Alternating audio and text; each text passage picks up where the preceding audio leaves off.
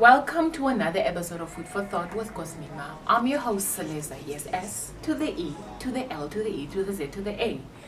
Catch me on Instagram at ACES or on Twitter at SalezaRN. Okay, today we are cruising with our very own Bearded Wolf, who has featured amazing underground artists like Young Six Booming, Sway Kid, Prodigy, Alusta, Sally West, to mention a few.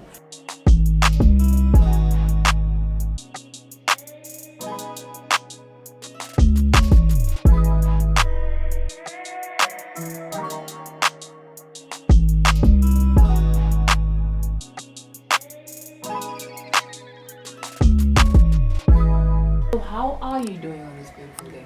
I'm good. How are you doing? I'm good. You know, I keep on wondering, honestly, can't leave my mind. Why is your name Bearded Wolf? How did you come up with it? Like, where is it from? First of all, I'm bearded, as you can see. I know, puppy. It's visible, eh? Right? And then you can see I'm hairy. I'm just super hairy child. So basically, the wolf is hairy. So, and then I'm strong like a wolf. I'm from Africa, the jungle. So I stand a black man. I stand a young king. Good. So I wanted to know, what was the trigger point? What brought you to a point where you decided I'm gonna follow the music career or the music path? growing up, I was always around music. When music is, you always find it there. So me doing music is something that comes way back. It's something that I had a passion for since then. I never found any other thing more interesting than doing music. So I used to listen to artists like Lil Wayne,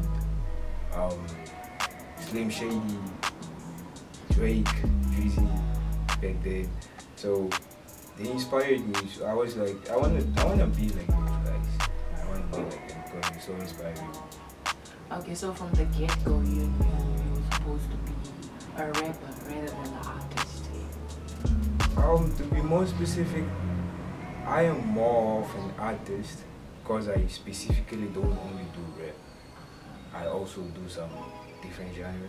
So I'm an artist. You venture in all aspects of music. Yes. Okay, cool. So I want to know, where is it that you stumbled across the Winter Crew? When, and how did this happen? Me moving to Namibia with my parents. We decided to relocate to Valvis. So I came across, me having the interest and the passion of music, I came across my brothers, which are the Winter Crew. Shout out. And it's a thing of we grew up together. But then a few of them moved to the city of Vendu. So I was the only one in Valvis doing my thing. I was here and there pushing. I was still in high school and all that, but then the others were doing their thing in the city. So when they came back, they came up with this Winter Crew thing. So we're basically a visionary group, not really a label. A lot of people mistake Winter Crew as a label. So that's how I met my homies. Okay, is there a reason behind the name, or is it just a vibe type of thing? I just felt like Winter Crew, cold like this. We are cold. Wherever we are, Ice. There's ice. Ice. Yeah, there's ice. Okay. So, what are some of the challenges you faced as an artist in general? You understand, growing up and right now as well. Growing up, being an artist wasn't really easy because I was always indecisive of doing the music at first because I was like, people really accept my talent because what I see is not what people really see. My vision is way broader. I won't say they don't have a vision, but my vision is way broader. So me doing music, I won't lie to you, it has difficulties because sometimes when it comes to the writing process, you feel like your brain is blocked. You cannot go anywhere. You can't go anywhere. So it's like there's a moment where people always have to go for a break. You have to take time for you to be able to craft the art, and so that's basically the only thing that that's the only challenge really that I face being an artist. So do you see yourself doing something else besides music? Yeah, I'm interested in media. And you see, to be more specific, filming, which is something that you really want to study. I'm all about having things on set, doing something perfect. Although people say Perfectionist. yeah, but me doing that thing, I always want to go through the process. I don't want to take the elevator. I always want to take the steps. So I want to go through the process of really starting filming. Just don't want to go there. Boom, I'm an actor. So yeah, also want to do that. I wanted to ask you, as a man, a brother, a future father and a future husband, what is your take on the increase of gender-based violence? I would say I am somehow disappointed in whatever is going on, whatever has been going on. GBV has increased, and I don't know if it's all about the COVID thing that people are at home. We are with their together. partner. Yes. There's Then conflict. people have misunderstandings and stuff. But then for me, violence is never an option. Yes. I always prefer doing things verbally, even though I'm hurting your emotions. Me being honest to you or with you is always something I have to do. So violence is not really an option when it comes to gender-based violence. Okay, so I feel like we've been a bit tense. We've been speaking serious.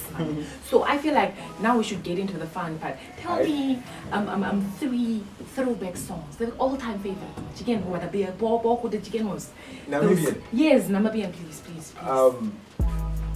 I was always a Gaza listener, GNT listener. So I would go with Selema, them, that vibes that Gaza dropped back then.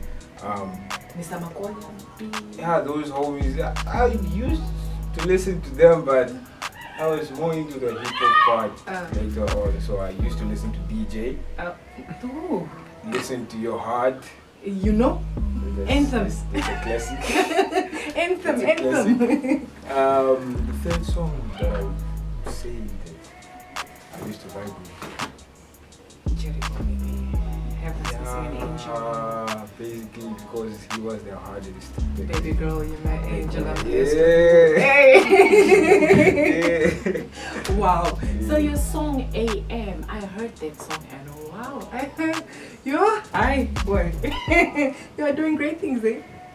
Yeah. You're doing great things. So what was the setting? I just want to know. Like, were you left? Were you missing someone? Man, that song was so emotional. I want to know, what was the setting? What was your plan? What did you mean?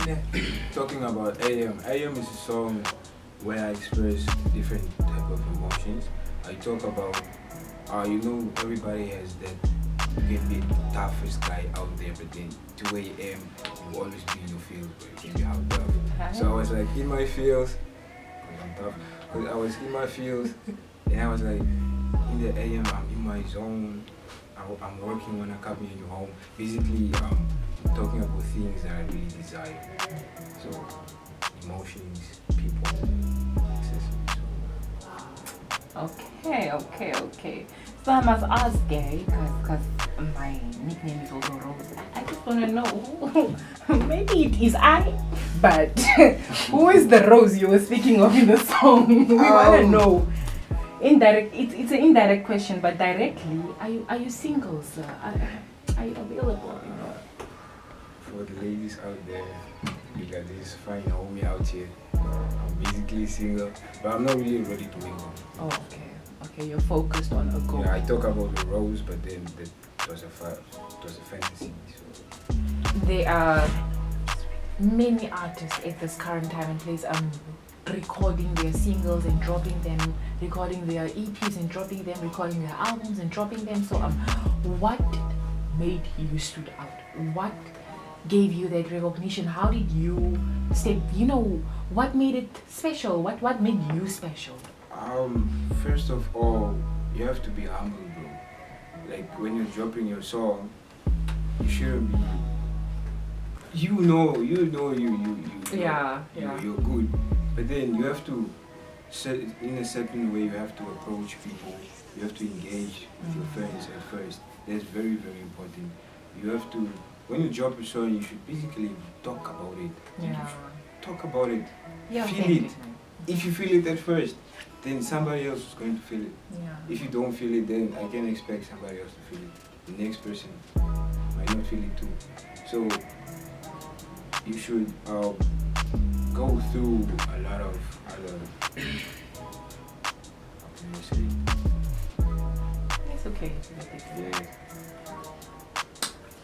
Are you done? Yeah. Oh, okay. Okay, cool. No, I thought you were cooking something. You understand? Y'all rappers take your time to do things. So I was like, okay, cool. Well, that's all we have for this episode. Catch me next time on Cosmima's Food for Thought. Rose Laser signing out.